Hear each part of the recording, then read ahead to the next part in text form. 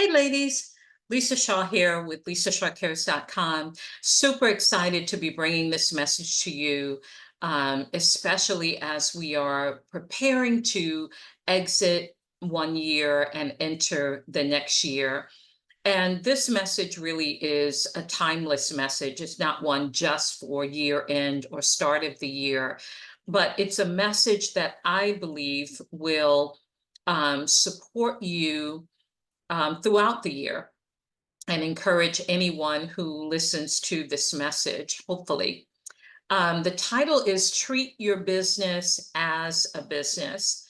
Um, I'm speaking primarily to business owners, current business owners, or individuals that are really serious about considering stepping into starting their own business. Now, business looks different today. It's not just opening a brick and mortar. My husband and I owned a Christian retail brick and mortar store long ago when we lived in a different state. I've been an entrepreneur for a long time. I started my first entrepreneur business in 1994, doing graphic artwork.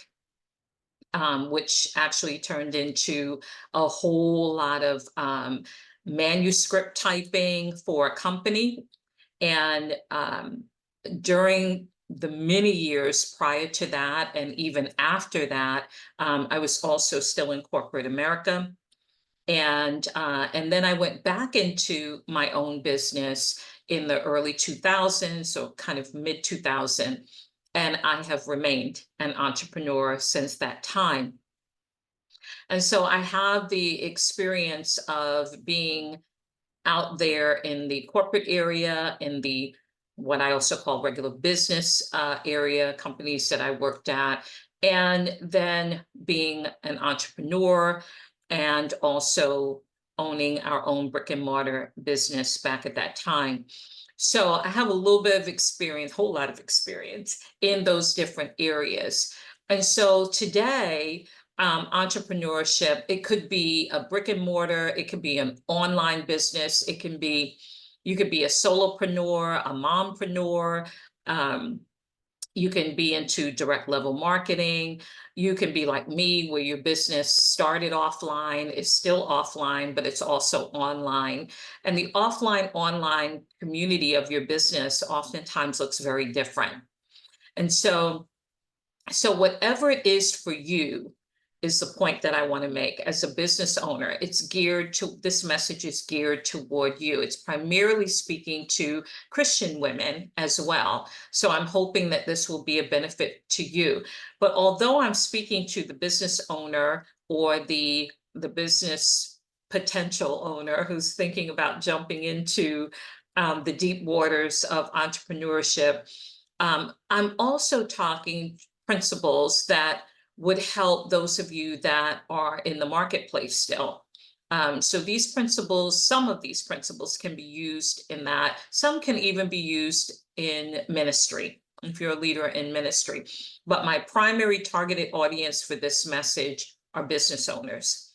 Treat your business as a business. Now, I'm going to say some things that challenged me along the way. And so it might be a little uncomfortable. It might be some of those things where you're like, I don't know, Lisa. That's okay. That's how we grow. So it's quite all right.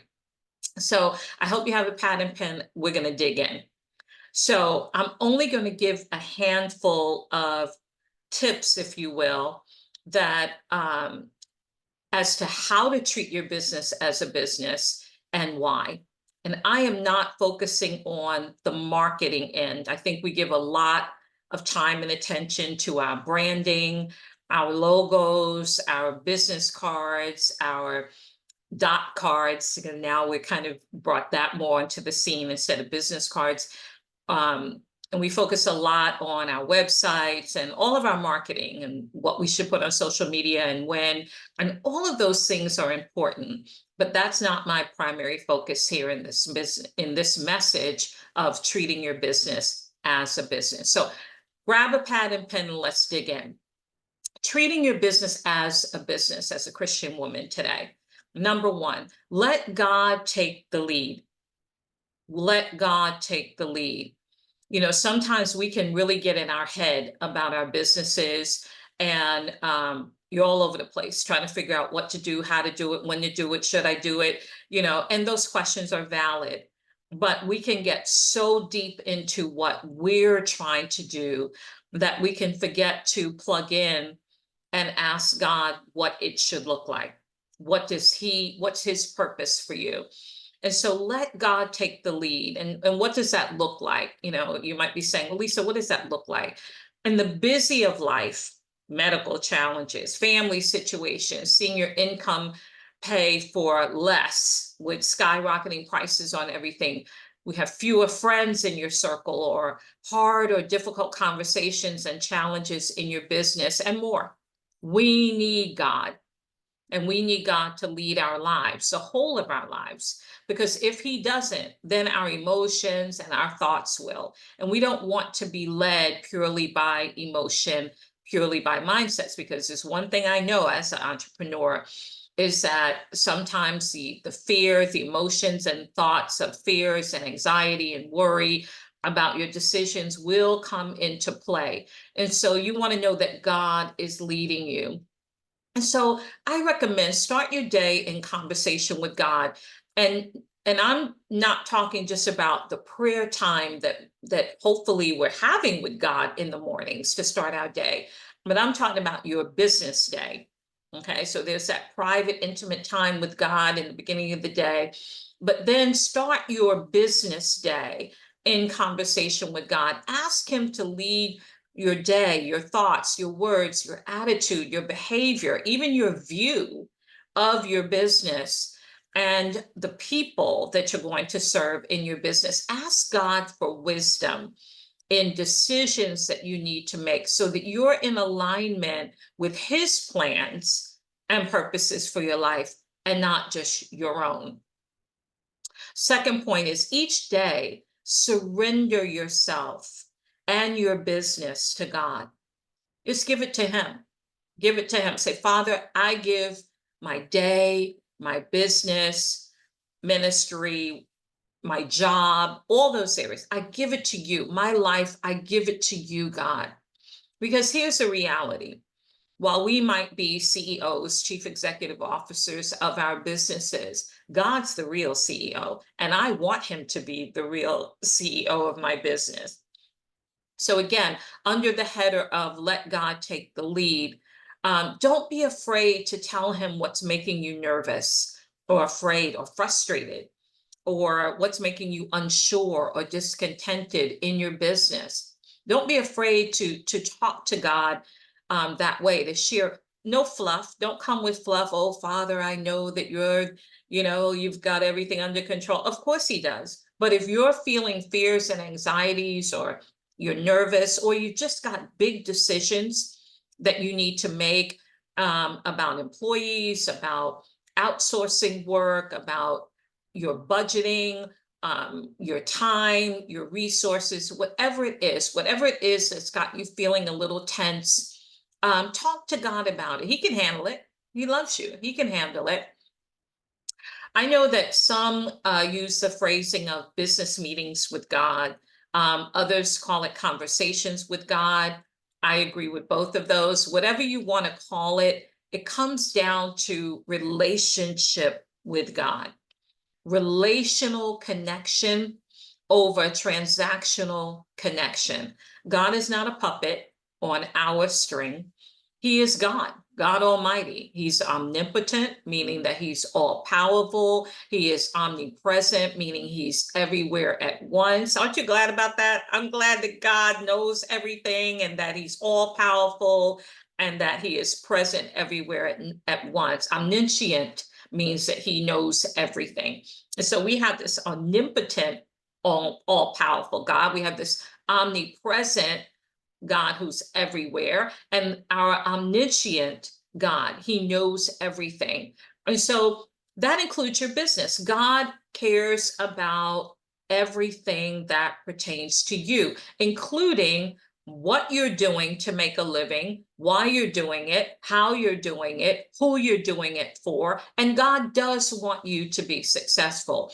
And we're going to talk about that a little bit later. And we're going to talk about money, treating your business as a business as it relates to your income, because that's often a difficult area for some of us Christian women. And so I want to talk to you about that as well. And so we belong to this the great I am, the most high God.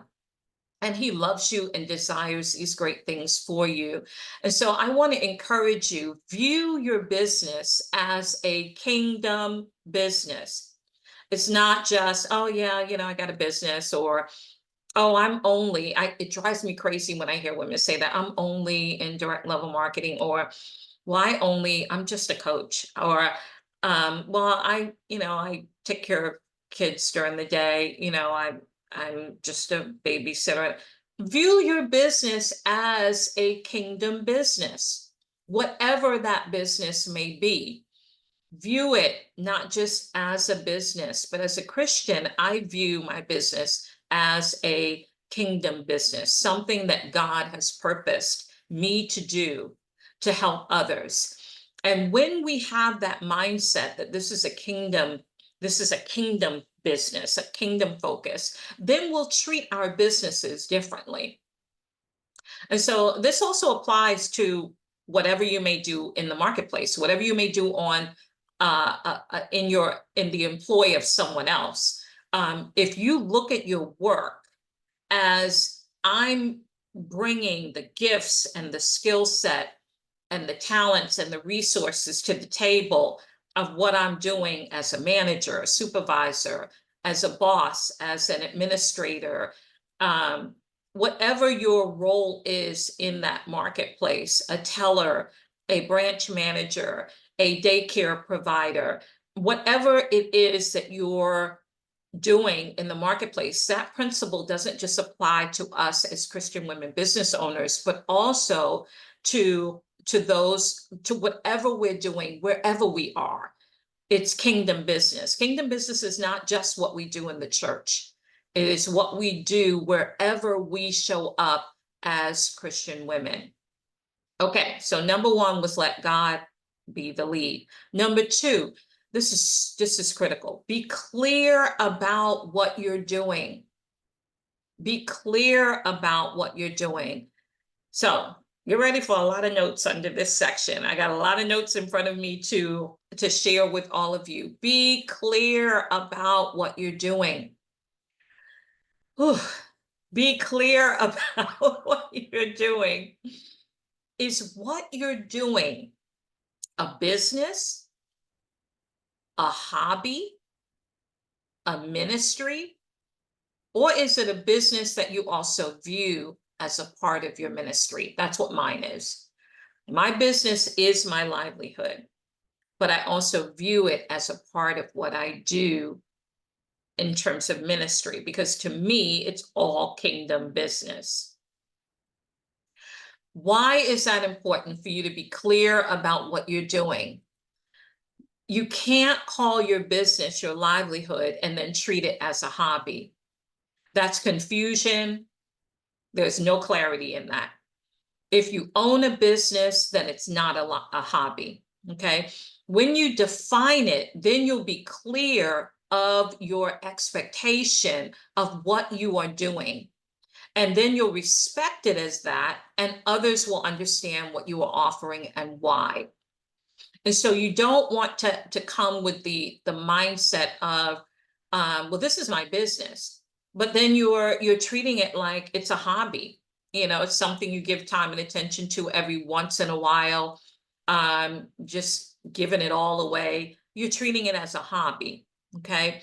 Be careful not to be thrown off. This is big. Be careful not to be thrown off by the expectations of people. If it's your business, you may have to navigate through the expectations and the judgments and experiences of people, especially those in our community, sadly. How they will view you and what you do versus how you view it might differ greatly. The overall expectation will be that you'll provide everything for free, because in some of their minds, they're thinking, well, this is her hobby or this is ministry.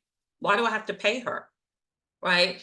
But it's your business. That's why, again, we're talking about having clarity in terms of what you're doing. Is it a business? Is it a hobby? Is it a ministry? Or is it a business that you also view as a part of your ministry? If you're not clear as to what you're doing, if you're not clear as to what you're offering, then other people won't be clear. Or if you're not clear in what you're offering, then when they approach you with their expectation of you and their expectation of whether there should be a fee involved or not, if you're not clear, then you're going to be easily swayed, or you're going to feel guilty about charging, or you're going to give everything away for free, or you're going to significantly discount everything.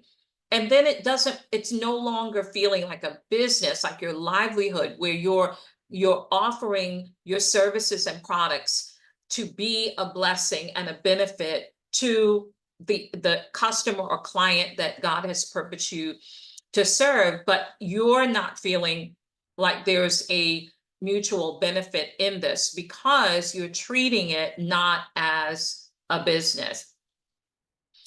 One of my experiences for many years was, no matter how much I said, this is my business, the individual would say, I'm so impressed by your ministry. Or, yeah, I'd like more information on your ministry.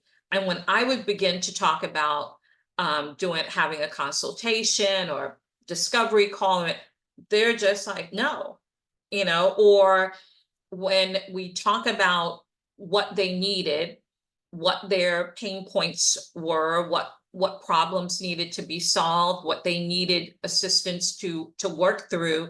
And once we discussed all of that, and I would then go into what I call the administrative side of things and discuss what I call the investment in you. You're paying me, but it's an investment in you.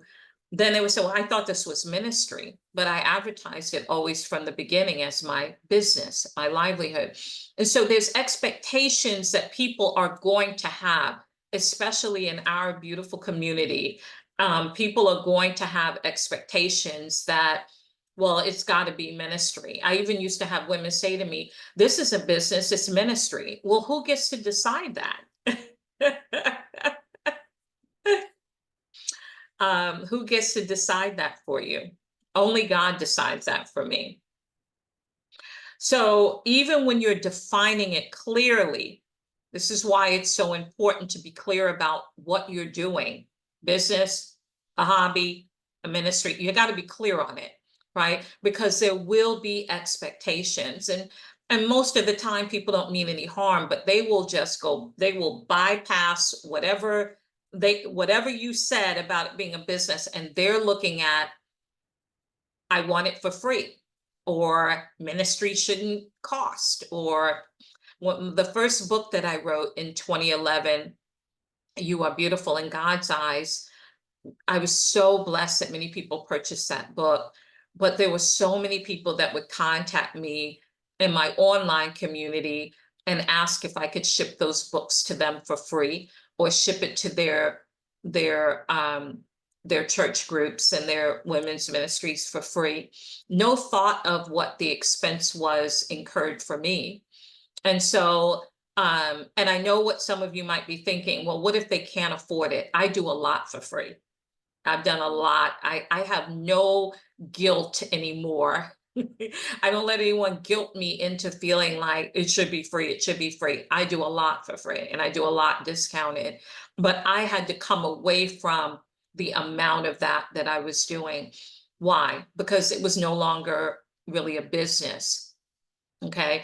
And so you can own a business and see it as part of your ministry or service to the kingdom, because I do. And I believe that when I was working a secular job, that even was like kingdom work for me, right? Because I still carried myself as a Christian, whether I was working for someone else's company or doing my own business. And so be clear about what it is for you. Is it a business? Is it a ministry? Is it a hobby? And then carry yourself accordingly and put the information out there accordingly. Okay, so let me talk to you about something that I experienced quite a bit. And I'm intentionally using examples from my own life so that you can have more clarity on what I'm saying.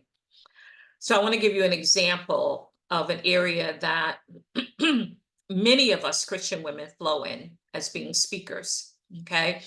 But some of us may view speaking differently, and that's okay.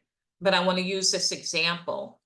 Speaking ministry, having a speaking ministry differs from having a speaking business. And I'm going to explain the difference in a moment. But that's why you have to be clear. We're still under number 2. Be clear about what you're offering. Okay. The one main way that a speaking ministry is different from a speaking business is that one may be free, or you may receive a donation or a love offering decided by the coordinator or the church or the event hostess that is bringing you in to speak. And the other you establish as a business, and with that comes set fees. Now, those fees, you certainly can be negotiable in those fees. That's totally up to you, how you set up your business. And if you want, even as a speaking business, if you want to be charitable at times in different places that you go to speak that can't afford to pay you, then you want to be charitable. Or they might say, well, I can't pay you what your fee is, but I can pay this, right?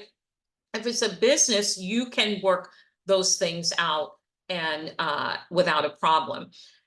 Now, a speaking ministry is different, because the expectation, if you're saying I have a speaking ministry, the expectation of the individuals that are looking at your information, they're thinking, well, this is either going to be free or we just need to give a love offering. And I started out that way for many, many years with my speaking, and I still minister. I still do that. I still do speaking engagements that are pure ministry, where I'm preaching or teaching the word of God, pure ministry. I don't expect fees from that, but it's nice to be blessed with a love offering, and I usually am. However, if you have a speaking business, then you're setting your fee, and if you want to negotiate or they want to negotiate with you different fees, there's nothing wrong with that, okay? But you've got to be clear on what you're offering. If you're establishing a speaking business, treat it as a speaking business, okay? Have your topics set, have your time frame set, have a speaking form on your website for them to complete with the questions that are important to you. If you have a business, it has to be set up as a business. Because again, no matter what you do, there will be people that will have an expectation of you that it should be something else. And you're going to have to be clear about what you're offering. So I was just using that as an example. If it's a business, don't be afraid to establish it as such, including licensing, marketing, making sure that you've established your core values into your business. What problems can you solve? What pain points are you going to solve? Have conversations with your spouse and children, if age appropriate, about the time that's going to be needed to invest in your business, the resources, the expertise. That earning a profit from your business is not going to be overnight. There's going to be funds that you're going to need to use. How are those funds? Where are those funds going to come from? Should you quit your part-time or full-time job? Or if not, how long will you need to do both? Work your job while building your business. And always, as I said initially, keep God as the lead. Pray over your business. Pray over your clients and customers. And again, as I said earlier, this can apply also, should apply in ministry in the marketplace. Pray over the ministry work you're doing. Pray over the job that you're working. Pray over the people that you're working alongside of. You don't have to necessarily pray with them if they're not wanting that, but you pray. You pray. Okay. So here we go. Number 3, under treat your business as a business. What's the value for your customer or client in what you offer? What's the value to them? A lot of times, people will talk about what you bring to the table as the business owner, but the people want to know, how does this benefit me? Your potential clients, your potential customers, they want to know, how does this benefit me? So again, under treating your business as a business, you have to be able to write out and know for yourself, what is the value that I bring to my customer? So if you're someone who's in a financial business, you should be able to know upfront, what is the value that you bring to a client or customer in what you offer. And financial is a broad topic. So what is the financial? Are you working with people's budgets and helping them to budget their money? Are you helping them to build their legacy? Are you helping with retirement funds? Are you a tax person, a CPA, and accounting? What are you under the header of financial, right? And so know what value you bring. If your business is that you do a business to women who are hurting in a specific area, and you help them in that area, in that pain point area, what is the value that you bring to that customer or client for working with you? Okay. If you can't answer that question and you've not started your business yet, don't start it until you answer that question. If you're already in business and you feel like you're all over the place, you're trying to, maybe it's that you haven't narrowed that down. Okay. If you need, you want to hire a credential coach to help you with that, then let me know. I'm available to help you to narrow that down and get clarity on it. This is why knowing the difference and having clarity on what you feel God is telling you to do is vital. Is so vital, because you don't want to just throw something out there. Oh, well, I'm a speaker.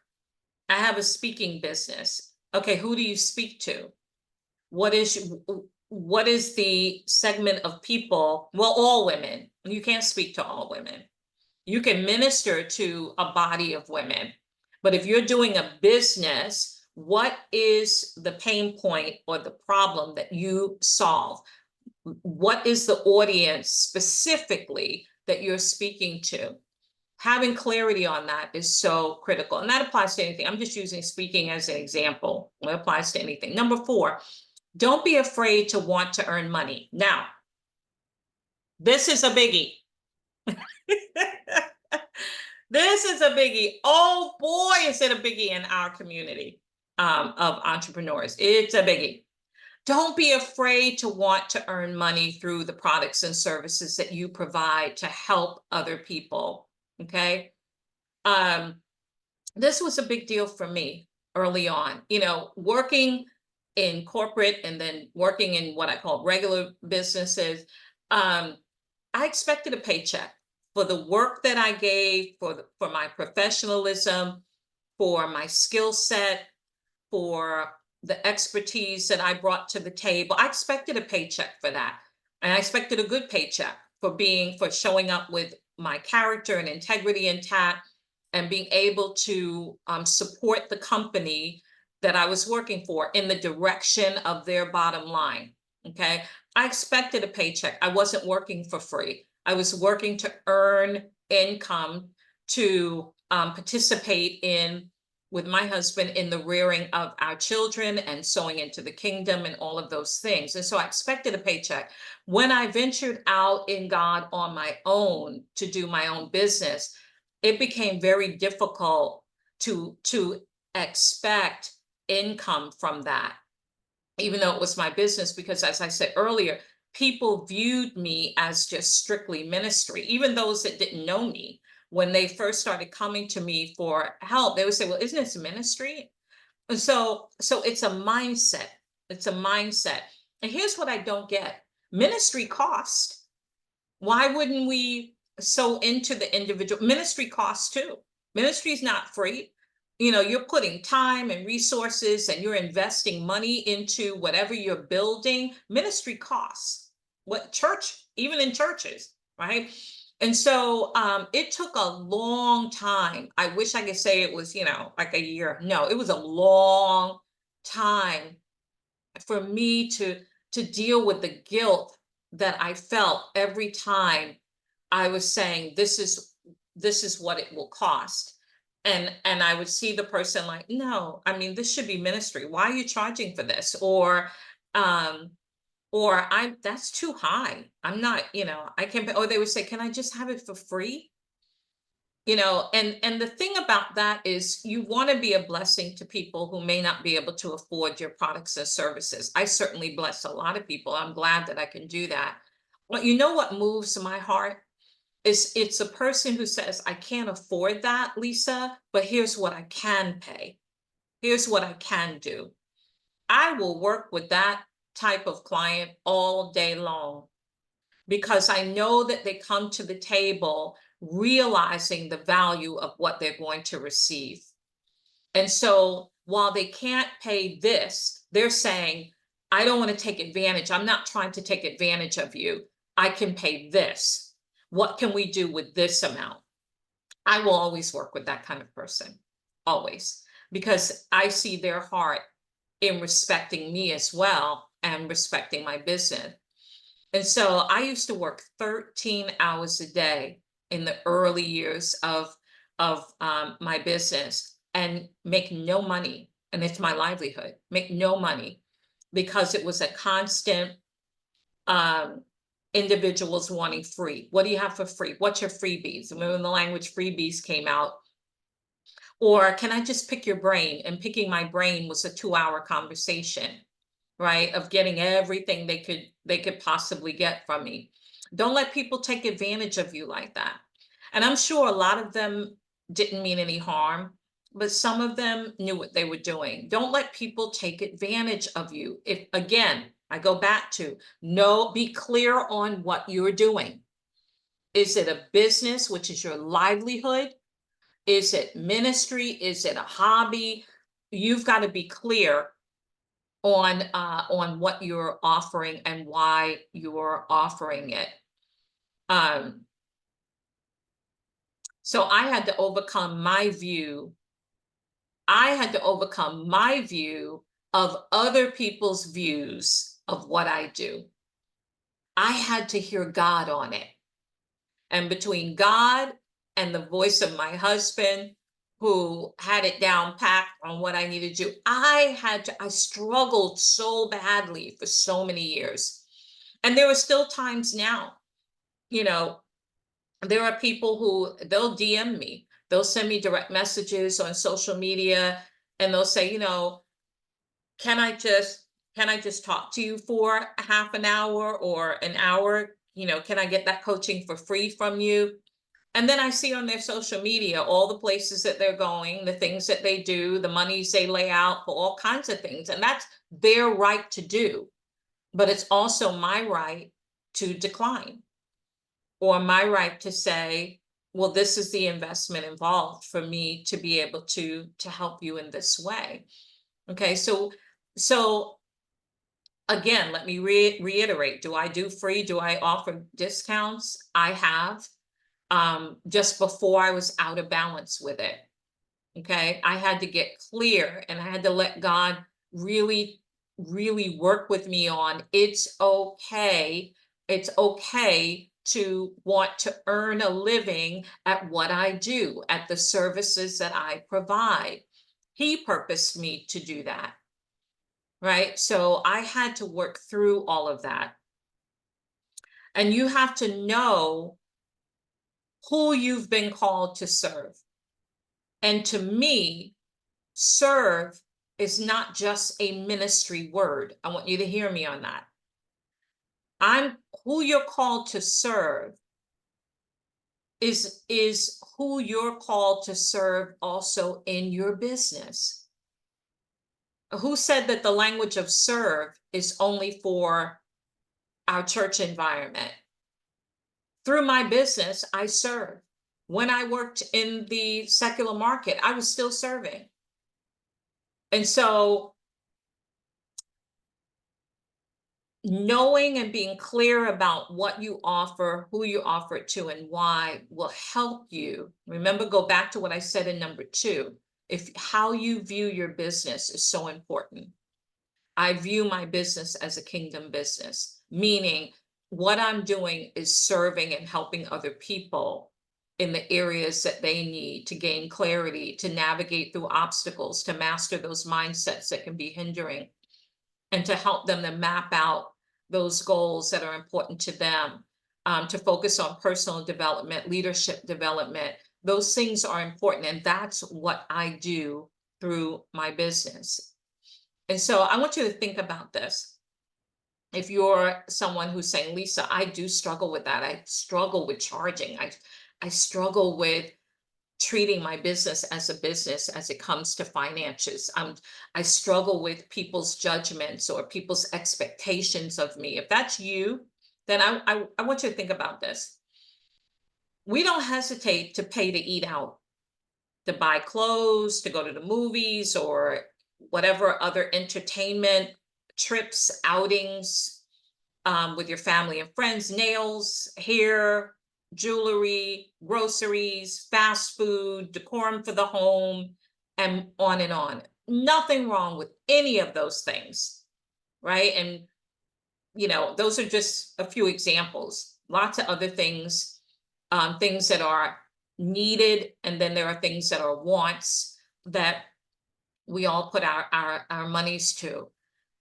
But when the expectation is to invest in ourselves, right, to pay someone to help us to get where we say that we want to go, or the expectation of investing in someone's small business who's being a blessing to you because we think it should be free, our mindset is not in the right place. And I know this is a hard message. I know it. It was for me for many, many, many, many years. I just kept thinking, no, but the truth of the matter is we pay for what's important to us. And I came up in the era where we defined it as needs and wants. So whatever you needed to pay for, you had to pay your rent, your mortgage, childcare, or a daycare cost, schooling, needs for your children, things of that nature, groceries, those are needs, right? And then you have those wants, entertainment, movies, outings, trips, vacations. And some of those things you might say, well, no, those are needs, Lisa. Whatever it is for you. But it helped me. God used those examples to help me to get free from the guilt of charging for my services. And I hope that that will help you too. So let's dig into a couple of scriptures, because again, I opened saying I'm talking primarily to Christian women community. So let's look at a few scriptures to help you in how you view earning money in what you provide through your products and services. Deuteronomy 8:18 says, you shall remember the Lord your God, for it is he who gives you the power to get wealth, that he may confirm his covenant that he swore to your fathers as it is this day. God gave us the ability to create wealth, to get wealth. Last I checked, the primary way to get wealth is earning a living, right? There's estate wealth where someone dies and leaves you their inheritance and all of that. But for most of us, it's working and either on a job or through your own business. Don't feel bad about wanting to earn a living and make a good income through your business, through the services that you offer to help and bless other people. Let me say this, it's okay to have money. Just don't let money have you. That's where we get, where the Christian community can get so, concerned about, well, you shouldn't be worried about money. Let God provide. He does provide, but one of the ways he provides is through our businesses and through the jobs that we work in the marketplace. And so it's okay to have money, just don't let money have you. 1 Timothy 6:10 says, for the love of money, that is the greedy desire for it. Did you hear that? The greedy desire for it and the willingness to gain it unethically is a root of all sorts of evil. And so God is not saying that we shouldn't earn money or that we shouldn't desire to make a good living.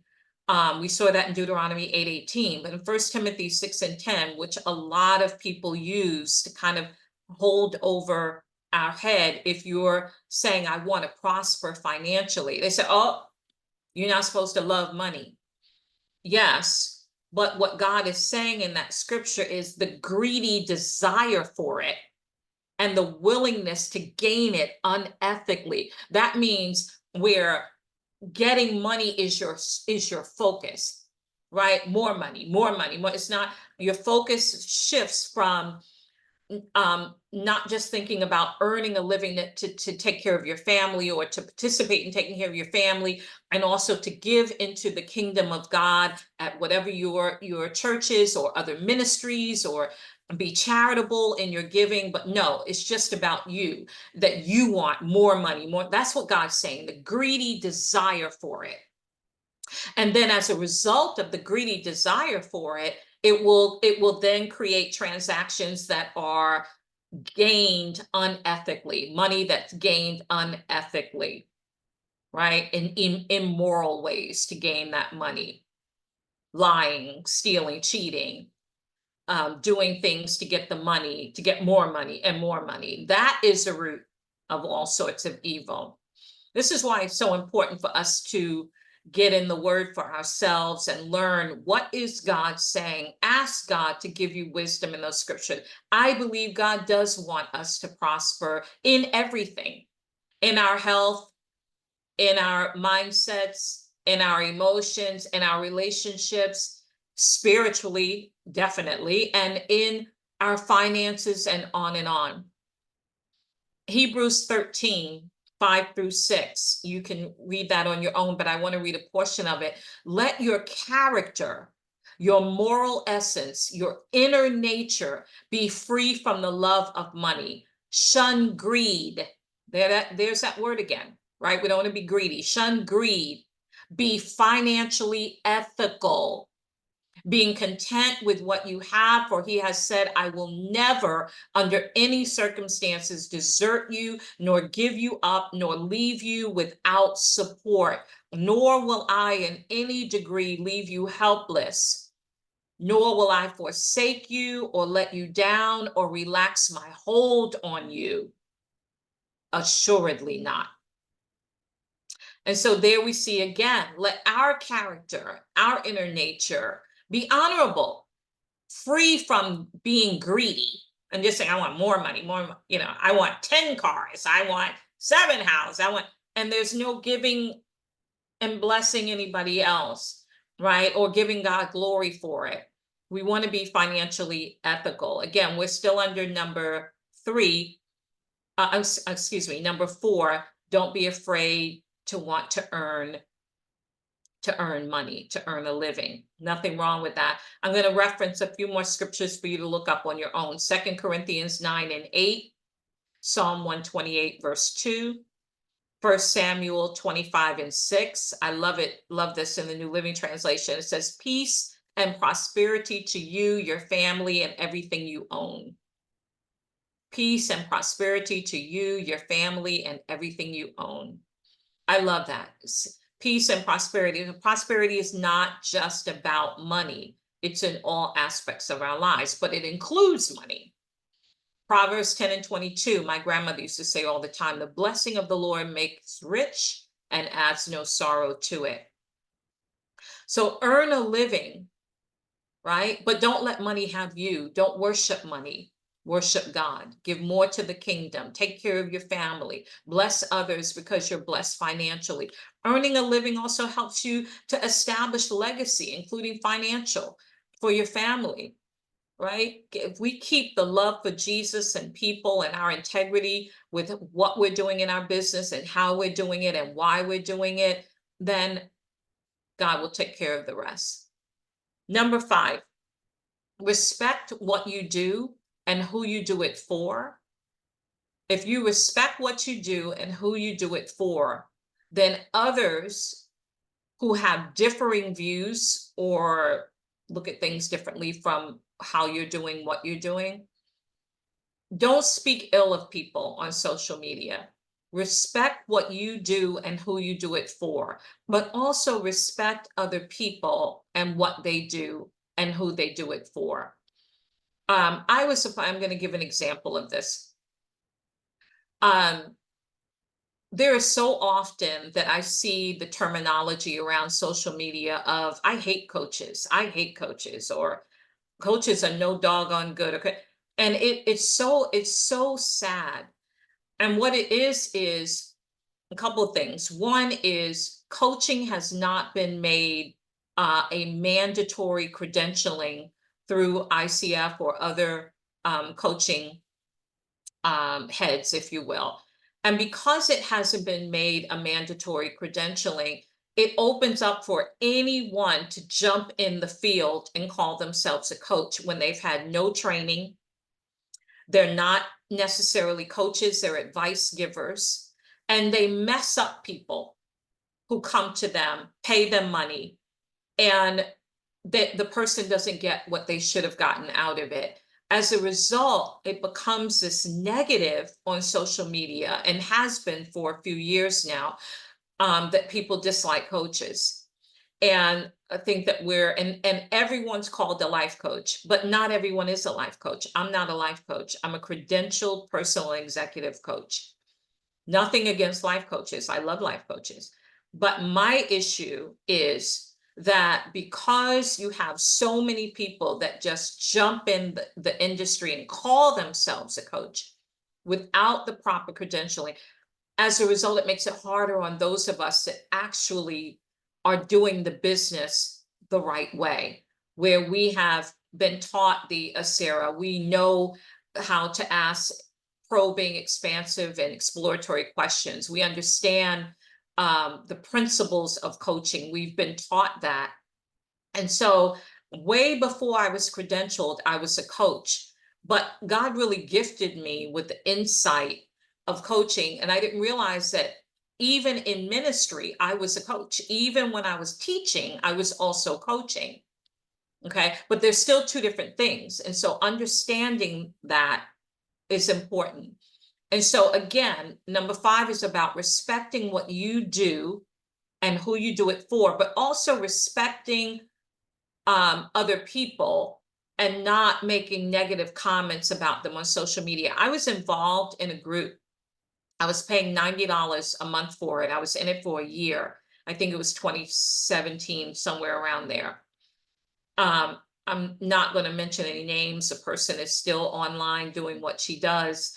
But I was a part of her group for $90 a month. And you could come in under different tiers and all of that. She's excellent at what she does. She's still doing it.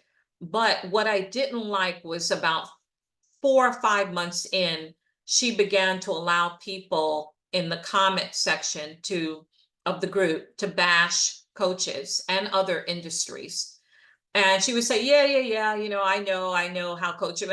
And I sent her a very lengthy email of why, as a leader, a business leader who also identifies herself as a Christian, why that's not beneficial or helpful to all of the coaches that are also in her group that were paying her the $90 a month to be in there. Not all of her clients were coaches, but she needed to put the shutdown on the negative language.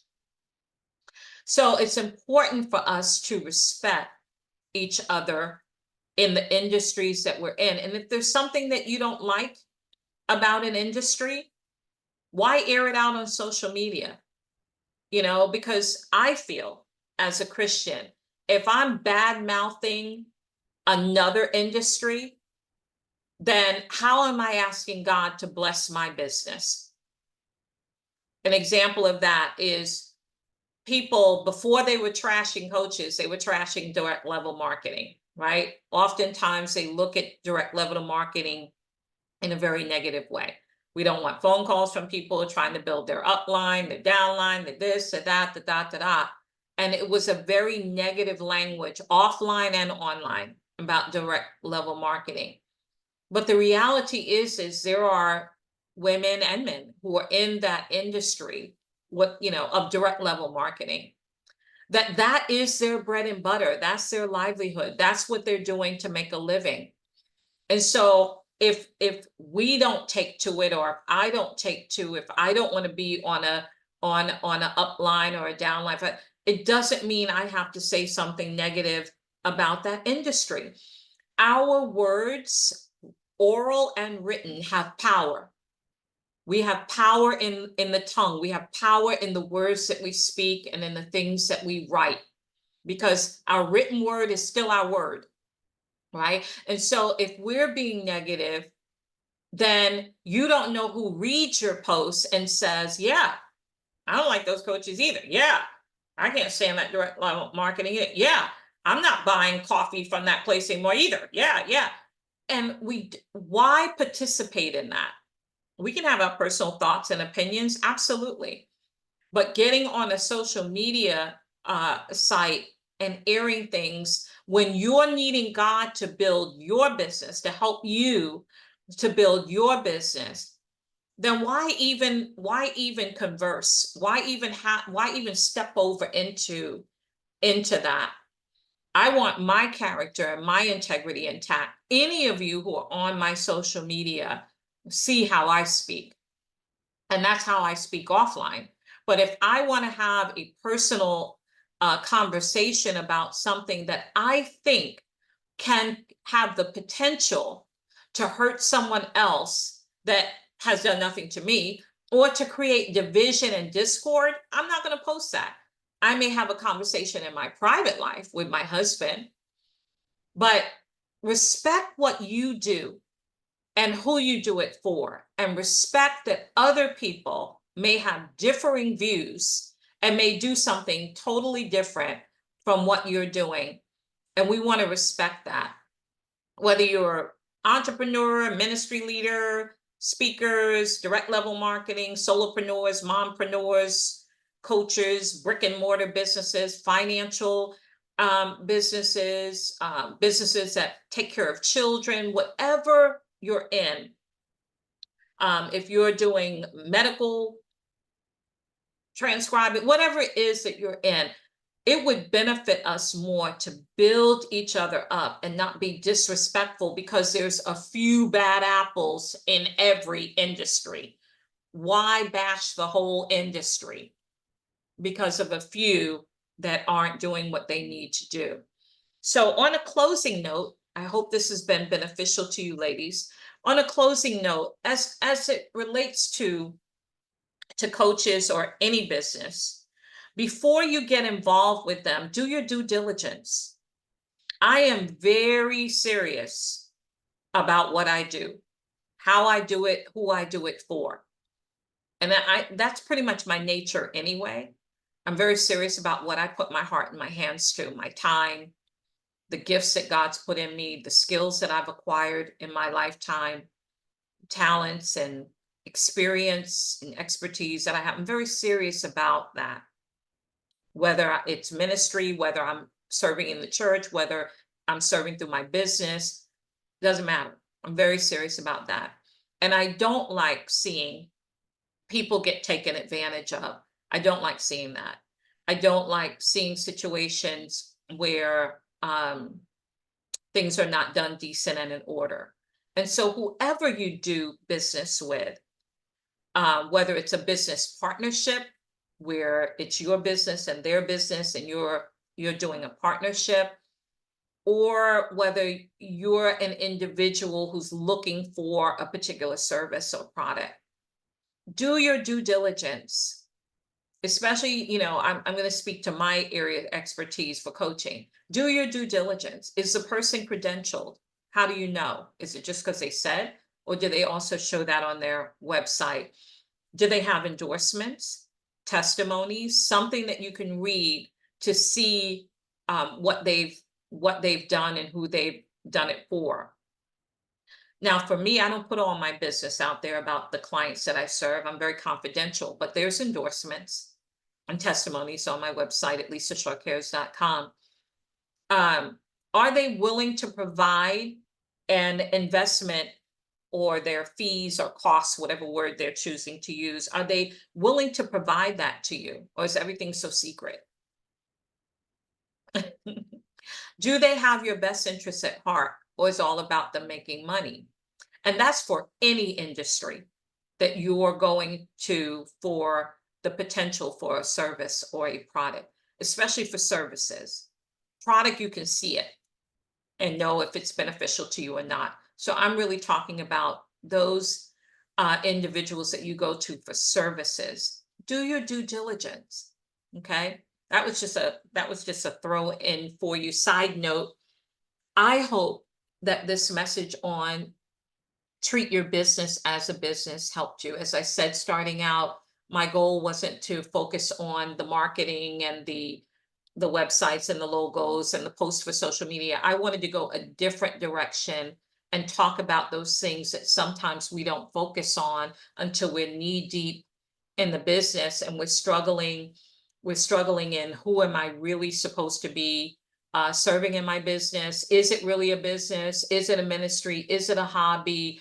you know um how do I make these hard decisions? Is God really in it? Am I really turning to him? How do I deal with the expectations of people even when those expectations are not reasonable? Am I establishing myself in a way where this can eventually be a fruitful business? And let me tell you, if you are considering stepping into owning your own business, let me tell you that the the profit part of it doesn't come overnight. It can be years before you're actually seeing that financial um profit side of it. Immediately you can see the benefit of the people that you're helping, that you're serving, that you're providing your goods and services to, your products and services to. Immediately you can see that. And oh boy, is that a gift. Oh boy, is that a blessing to be able to see that, to see people taking the service that you're providing to them and they're using it and they're flourishing. Nothing in the world like it. But don't be afraid to want to earn a good, decent living, to earn money, to sow into your family, into your church, other ministries, other people that are in need. I mean, you can't do it if you're not making that type of income that you want to make. And so go back over those scriptures that I shared with you. If you're someone who was struggling like I was for so many years and struggling with people's thoughts, with people's expectations, with how they labeled me. And so they didn't want to have to pay, or they couldn't pay, but they wanted and wanted and wanted and wanted from me. But again, if you're not able to pay what the investment is, we don't want to guilt people and say, this should be ministry, this should be free. Come up with what you can pay them and then offer that and see if there can be some working out, some negotiating to be able to help you to the degree that you can invest. Okay. So I hope this was beneficial to you. Again, Lisa Shaw with lisashawcares.com. And if I can be of any service to you, then I would love to hear from you. God bless.